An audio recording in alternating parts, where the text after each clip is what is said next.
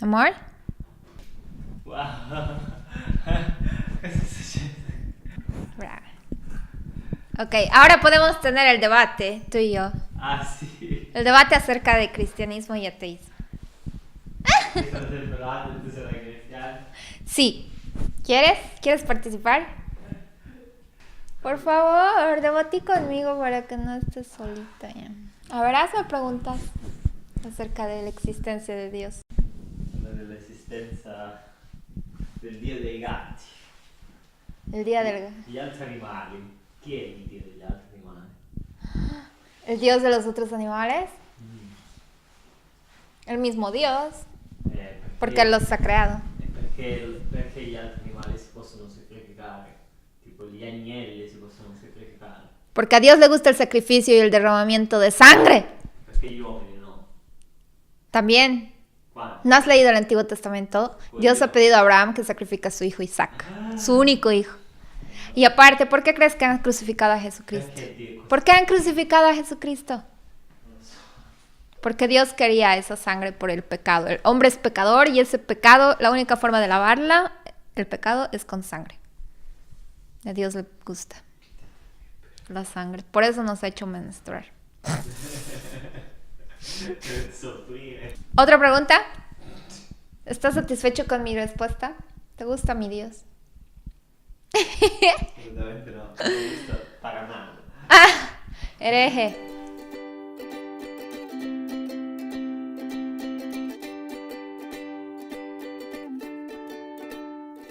Hola a todos, yo soy Sariel, bienvenidos sean a un nuevo video en mi canal y el día de hoy voy a hacer uno de los videos que tenía esperando a que me decidiera hacerlo. Me han estado preguntando muchísimo desde que les dije que era atea.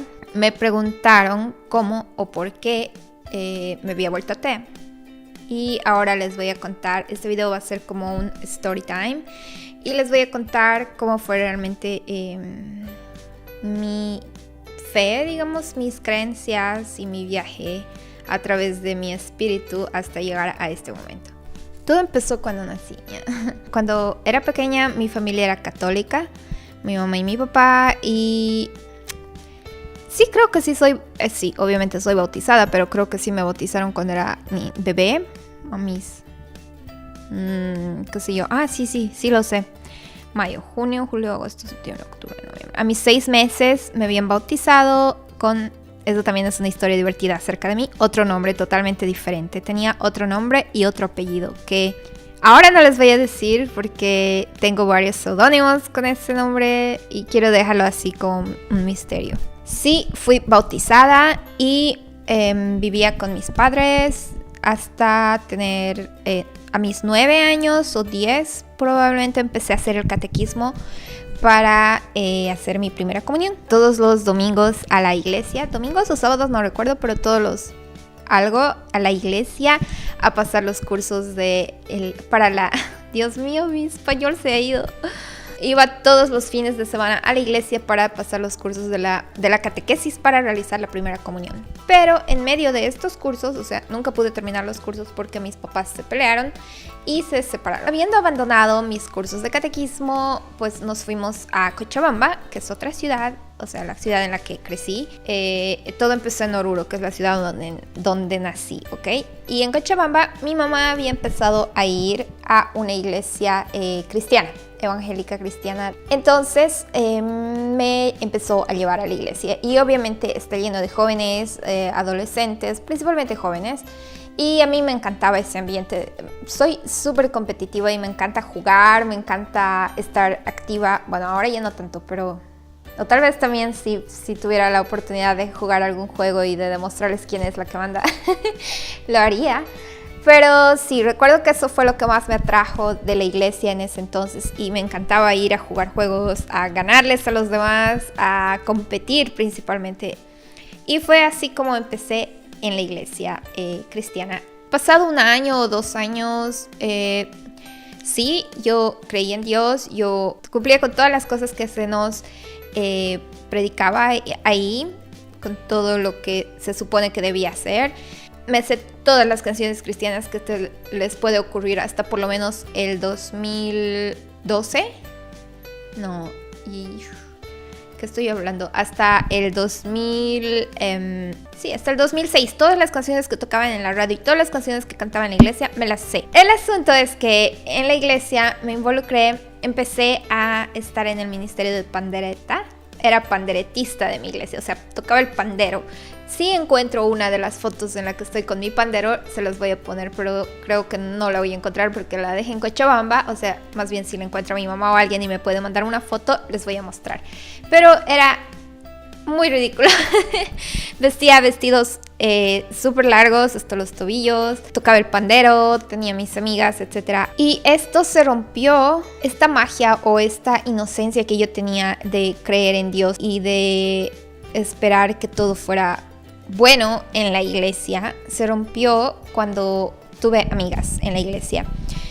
Verán, soy muy inocente. Aún ahora, a mis 33 años, me sorprende la gente violenta, por ejemplo. Me sorprende muchos tipos de comportamientos de la gente que tal vez las personas, cuando yo me quejo de este comportamiento, ellos dicen, pero es normal, todos son así. O sea, no sé si es porque soy muy inocente o porque soy muy... incluso llegué a pensar que soy una especie de sociópata porque no comprendo las reacciones de la gente, no comprendo ciertos comportamientos. Es así, ¿ok? Y en la iglesia yo pensaba y creía que todos eran correctos, o sea, por lo menos moralmente, y que tenían los principios bien puestos y que se guiaban de acuerdo a estos principios. Pero lo primero que me decepcionó fue tener amigas y ver que estas amigas no seguían los principios que yo suponía que ellas debían seguir. Tal vez no tenían ninguna relación con la iglesia, tal vez no era culpa de la iglesia o no era culpa de que sean cristianas, pero yo esperaba algo diferente de estas amigas en particular, porque los amigos siempre para mí por lo menos fueron como más leales, ¿ok? Entonces estas chicas había chisme entre todas las panderetistas o entre todos los miembros de la iglesia, había mucha envidia, había mucha hipocresía, etc. Esas cosas, ustedes saben, no voy a culpar a la iglesia, pero sí a la adolescencia. Creo que los adolescentes siempre tienen esas cositas. Y como mi entorno era la iglesia, pues las adolescentes tóxicas que habían en mi vida eran las adolescentes de la iglesia.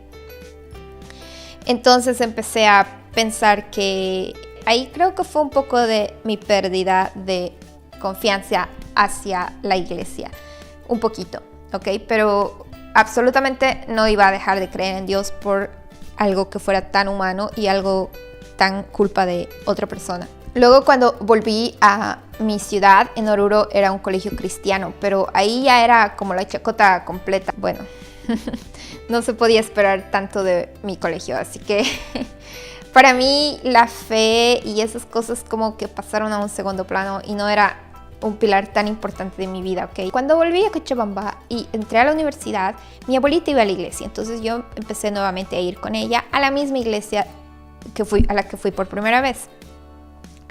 En esta iglesia empecé a ser secretaria. No sé si hice algo antes, pero sí era la secretaria de la iglesia. O sea, yo contaba las ofrendas, tenía un cuaderno donde controlaba ofrendas, asistencia de las personas por categorías, digamos, o sea, por edades. Los niños, parvulario, hasta los 5 años, de 5 años a 11, qué sé yo, de 12 arriba. Los adultos que se dividen en hombres y mujeres. Todas esas cosas yo tenía que tomar nota y entregarla a una secretaria superior, digamos, a la otra secretaria que contaba los diezmos. Y esa era mi actividad en la iglesia. Pero me daba cuenta, o sea, yo estaba entregada, volví a querer dedicarme a esto con más ganas. Y fue cuando empecé a preguntarme si podría realmente llegar a ser a lo más alto, a la cima, a ser pastora o a ser misionera. Y me daba cuenta que todas las mujeres remarcables de mi iglesia o todas las mujeres con más nivel eran la esposa del pastor o la esposa del tal misionero o la esposa de alguien más. Entonces tú te dabas cuenta que siendo mujer no podías llegar a una posición realmente alta y a una posición de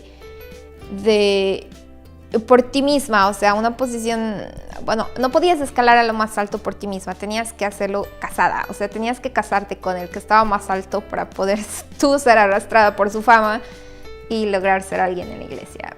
Y la verdad eso no me gustó nada.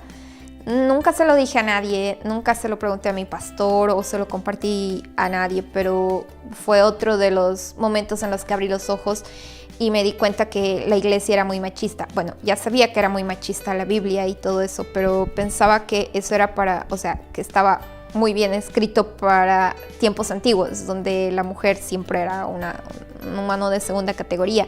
Pero ahora, en estos tiempos modernos, en que hombres y mujeres, machos y hembras somos lo mismo y somos personas todos, entonces lo veía como algo muy injusto y muy decepcionante el saber que no podría llegar tan lejos como hubiera llegado un hombre en la misma situación y con el mismo esfuerzo.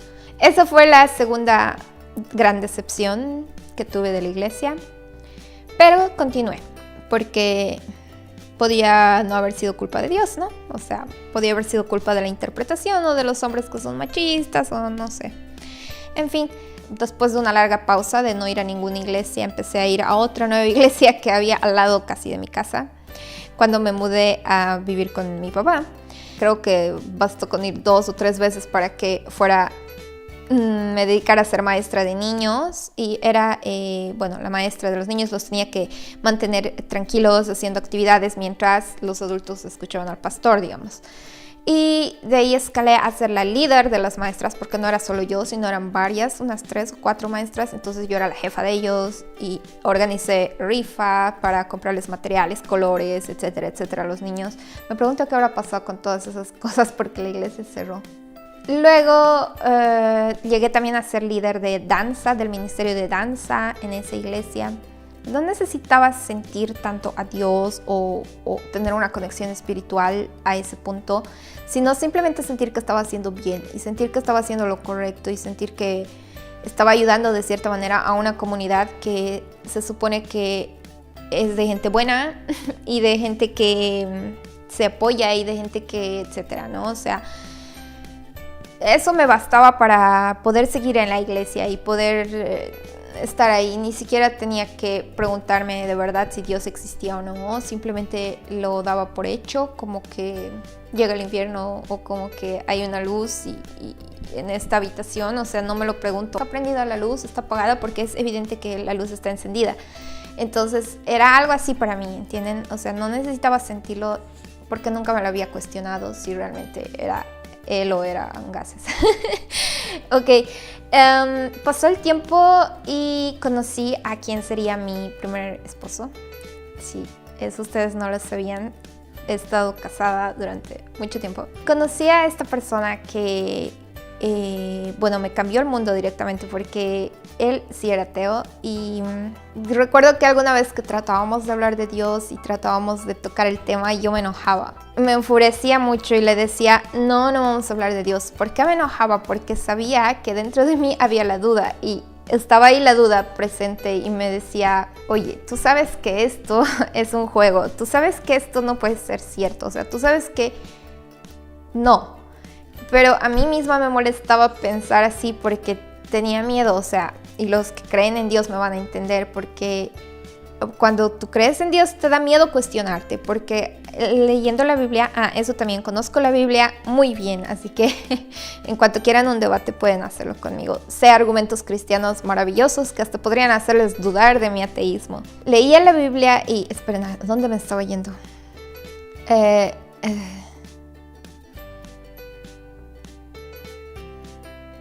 Leyendo la Biblia sabes ciertos versículos como que a los tibios Dios los va a vomitar de su boca, como que cualquier pecado es perdonable excepto blasfemar contra el Espíritu Santo, etcétera, etcétera. Entonces tenía un miedísimo terror de cuestionarme, dudar y que Dios se diera cuenta. y que Dios dijera, ajá, impía, estás dudando de mí, maldita, y te voy a matar. No sé, algo por el estilo, y que Dios se enojara conmigo o que simplemente me quitara su gracia, porque yo pensaba que estaba cubierta de su gracia y que todas las cosas buenas que me pasaran eran gracias a Él y todas las cosas malas que me pasaran eran por precisamente haber dudado de Él. Entonces trataba de no dudar, simplemente darlo por hecho y no preguntarme ni pensarlo más profundamente, como tal vez le pasa a la mayoría de la gente. Pero gracias a esta persona, hablando ya con mi hermano, mi papá, etcétera, pues hablando mucho y debatiendo mucho, mi hermano, creo Alejandro también, y yo al mismo tiempo nos dimos cuenta que era inútil, o sea, era inútil querer creer en algo que no era inútil querer defender algo que no existía y tener este miedo infundado. O sea, nos dimos cuenta que todo el tiempo nos habían simplemente insertado un miedo en nuestras mentes, un miedo tan profundo e irracional que éramos víctimas y éramos prisioneros de esto. Entonces, creo que más por rebeldía y por decir me libero en este momento de esta carga, fue que dejé de creer y dije, sí, no quiero ser una persona con limitaciones. Y el cristianismo, la religión, Dios me limita mucho. Y bueno, aparte de que ya me limitaba por ser mujer, también me limitaba como persona. Y dejé de dejar que me afectara y que me limitara, y es así como dejé de creer. Es así como me volví atea. No es que me enojé mucho con alguien o con alguna persona o con una iglesia. Fue así como por las buenas, ¿no? For good. Al mismo tiempo, un argumento que siempre me rebatía y me cerraba la boca, digamos, cuando hablaba con algún ateo era ¿por qué Dios permitía estas cosas en el mundo cuando se supone que es un personaje o un ser de bien? O sea, es un ser bueno y Dios es bueno. Y si tú dices Dios es bueno, entonces o estás mintiendo o ese Dios no existe o ese Dios es muy sinvergüenza, porque para las cosas que pasan en el mundo y para las cosas que Dios permite que pasen, pues hay que tener doble moral para exigir a tu iglesia ser bueno cuando tú haces las cosas que haces. Aunque Dios no las haga, Dios las permite, ¿no? Por algo es, si Dios quiere, ¿no? Entonces, si Dios quiere, algo pasa, y si no quiere, no pasa. Entonces, ¿por qué Dios quiere que, por ejemplo, en África maten a los rinocerontes o a los elefantes para cortarles los colmillos? ¿Por qué Dios permite que maten a los delfines en Japón? ¿Por qué Dios permite tantas cosas, tantas injusticias que ni siquiera son nuestro propio karma? O sea, yo podría decir, ¿por qué Dios ha permitido que yo me enferme? Pero tal vez es, o sea, el karma. O qué sé yo, no sé, soy humana, entonces no tengo ningún derecho a... No estoy libre de pecado, digamos, en una palabra. Ningún humano lo está. Entonces nadie puede decir, yo que soy tan bueno, yo que soy tan perfecto, yo que he hecho esto, ¿por qué yo tengo que estar así enfermo, no?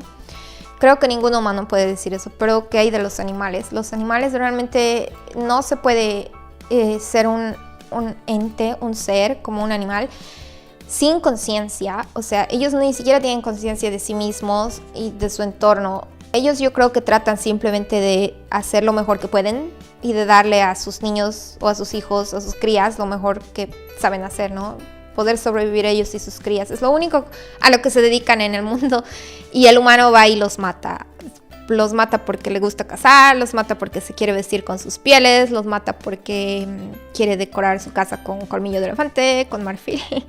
Los mata por gusto, como a los toros. Los matamos por todo motivo y sin motivo. Tengo un respeto muy profundo por el sufrimiento, tanto de otras personas como de los animales. Y creo que las personas, como ya les decía, cada uno elige muchas veces su vida, pero no siempre es así. Y si no, vean a los niños que sufren, a los bebés que sufren, a las personas con retraso mental que sufren. Y van a darse cuenta que incluso ustedes se van a cuestionar la existencia de un ser omnipotente y omnipresente que va a ayudar al mundo o a salvarlo, porque eso jamás va a pasar y así va a ser una decepción menos para ustedes, créanme.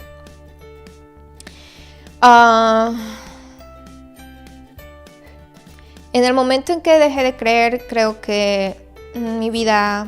Bueno, en este momento me encuentro súper triste, así que todo me influye negativamente, ¿no? Pero creo que sí, mi vida ha cambiado para mejor. Uno, me he liberado de esa atadura que tenía, de esa cadena que tenía en mi mente, a que no podía pensar ciertas cosas, a que no podía decir ciertas cosas, a que no podía hacer ciertas cosas que me limitaban. Ahora, muchas personas dicen, claro, si no tienes a ese Dios o a esa idea de pecado o de infierno o de castigo que te va a venir, entonces si no tienes nada de eso, pues vas a hacer lo que quieras, incluyendo matar, robar, etcétera, etcétera. Piensan que al ser uno ateo se le cae la moral, o sea, ya no tiene moral, no tiene principios, y creo que eso es lo más falso del mundo, porque conozco muchísimos ateos que tienen mejor moral que cualquier cristiano. Bueno, conozco también alguno que otro cristiano con una moral envidiable y con los principios bien puestos, pero como les digo, el ateo creo que incluso se merece más respeto moralmente, porque un cristiano no mata a alguien porque dice, oh no, mejor no lo mato, Dios me está mirando. Pero un ateo no mata a alguien porque sabe que esto está mal, porque sabe que esa persona tiene derecho a vivir, porque sabe que está mal para con esa persona y no para con Dios, ¿me entienden? Si una persona necesita que Dios le esté controlando y necesita tener la idea del infierno y del castigo divino para no hacer alguna maldad, entonces esa persona pues no tiene moral y no conoce la compasión, no tiene ningún respeto por las otras personas y las otras vidas. Eso es lo que creo. Y creo que eso es todo en el video del día de hoy. Espero que les haya gustado y les haya parecido interesante. Por favor, cualquier pregunta relacionada con ateísmo, déjenmela en este video y yo voy a hacer de aquí a un mes, qué sé yo, otro video hablando del tema. Quiero socializar mucho este tema. ¿Por qué? No quiero que, bueno, algunos incluso amigos ya en Facebook me han dicho, ay, sí, miren, me han puesto este meme de Bart. Soy atea y se los digo a todos, quiero atención. No es porque quiero atención, es simplemente que creo que la gente que cree, los cristianos, al menos allá en Latinoamérica, aquí en Europa me parece que no es así, pero en Latinoamérica son muy creyentes. Entonces, cuando conocen a alguien ateo, piensan que este ateo, por ser ateo, es malo, y que los ateos comen bebés o hacen sacrificios satánicos o que creen en Satán. Y no les digo como chiste, tal vez ustedes lo tomen como broma, pero no, es verdad. Me lo han preguntado varias personas antes de que yo tuviera canal de YouTube. Lo he leído en muchos grupos de ateísmo y cosas así, gente que postea en su inocencia, ¿no? Comentarios que dice, de verdad, entonces si eres ateo, ¿en qué crees? Y si eres ateo, debes creer en el diablo o no sé, debes hacer cosas malas, debes ser satánico, en una palabra. Entonces, si se tiene esa idea tan distorsionada de lo que es un ateo, pues estamos mal, y creo que hay que deshacernos de todos esos prejuicios y aceptar que los ateos somos como cualquier otro, y que una persona tan cool como yo es atea. Mentira. Que una persona así cualquiera puede ser ateo, o sea, no significa que por el hecho de no creer en Dios esta persona sea mala. Y me gustaría también que los cristianos entiendan que muchas veces el hecho de querer convertir a otros a tu religión por nosotros es percibido como algo agresivo que tú estás haciendo. A mí me ha pasado con mucha gente que me ven y dicen, ay, tan linda persona, ay, no sé, qué amistosa eres, qué interesante, qué buenas ideas tienes, digamos, qué buenas tus opiniones, qué sé yo, pero eres atea, digamos. O sea, eso te ha arruinado, ¿no? Un poco. O sea, pensé que eras buena persona, pero resultaste siendo atea, en una palabra. Recién nomás, después de haber hecho mi directo, una chica que es youtuber también me escribió y me dijo, ay, me has caído bien, así que nos respetaremos, digamos. Y yo, ok. Y luego me comenta cierta macana, y tampoco esperen que seamos tan pasivos, ¿no? O sea, si ustedes provocan, van a recibir una respuesta. Y luego cuando reciben la respuesta, se quejan. A los que son agresivos, cristianos agresivos, Sé que Dios les ha dicho ir de predicar el evangelio a toda criatura, pero por favor no lo hagan. Por favor, déjenselo para ustedes, su creencia, su fe. Si quieres hacer un canal cristiano, ve y haz tu canal cristiano. Habla de Dios todos los días si quieres. Al igual que yo puedo hablar de ser atea en mi canal todo lo que yo quiera. Así que lo que yo estoy haciendo ahorita no es una provocación para ningún cristiano. Provocación sería ir y mandarle un mensaje y decirle, oye, Dios no existe y te vas a morir, no sé, como ellos lo hacen conmigo. Oye, Dios existe y vamos a ver si dices esas cosas cuando tengas 70 años. Vamos a ver si dices eso en tu lecho de muerte o cuando alguna enfermedad grave te esté sucediendo o cosas así. O sea, al final yo lo siento como si me desearan el mal para ellos sentirse triunfantes y decir, sabía que a la atea le iba a ir mal porque era atea y a mí me va bien porque creo en Dios. O sea, es obvio, Dios me ayuda y Dios castiga a los ateos porque de eso se trata, ¿no? Y eso no me gusta y desearía que los cristianos dejaran de hacerlo. Creo que podemos vivir todos en tranquilidad y armonía sabiendo que la otra persona cree o sabiendo que tú no crees o que no sé. Yo les digo, para tener una vida plena y una vida feliz no hace falta creer en Dios. Dios no ha dejado ningún vacío en mí. Y he tenido incluso más deseos de ayudar a la gente porque sé que esta vida es la única vida que vamos a vivir y que no existe una segunda oportunidad para nadie. O sea, a los pobres, o sea, la pinche María Teresa de Calcuta nos ha engañado a todos y en especial a los pobres, que decía, oh, qué hermoso es ver a un pobre aceptar su condición de pobre, vaya al cuerno, vieja bruja, porque los pobres simplemente están sufriendo y lo mejor que podemos hacer es ayudarlos y ayudarlos a salir de esa situación y mejorar su vida, su estilo de vida. Entonces lo mejor que tú puedes hacer como una simple persona y no como María Teresa de Calcuta es tratar de ayudar a la persona que tienes cerca, tratar de hacer algo bueno por cualquier ser que tengas cerca, ya sea una persona o un animal. Tratar de ayudarles y tratar de hacer las cosas más fáciles para todos, tratar de hacer la vida más bonita para todos y en especial para ti, porque no hay una segunda oportunidad, no hay un paraíso donde vas a ser feliz, tienes que ser feliz ahora. Y las demás personas también, así que creo que ese es el mensaje más importante.